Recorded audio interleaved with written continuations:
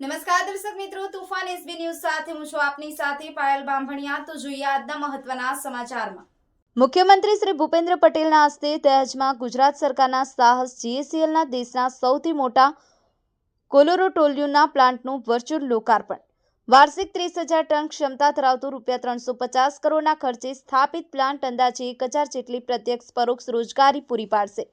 Europe, America, દક્ષિણ એશિયામાં કેમિકલ્સની નિકાસ થશે।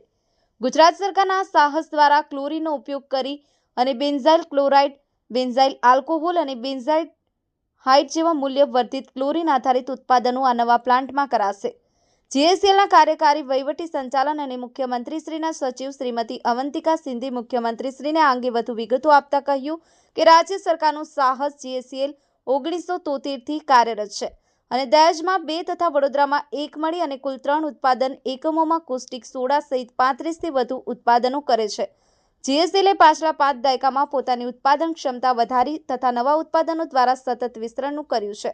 જીએસીએલ 8 લાખ મેટ્રિક ટનથી વધુ કોસ્મેટિક સોડાના વાર્ષિક ઉત્પાદન ક્ષમતા ધરાવે છે તથા સોડિયમ ક્લોરેટ તથા હાઇડ્રેટનું ભારતમાં એકમાત્ર ઉત્પાદન એકમનું ગૌરવ ધરાવે છે।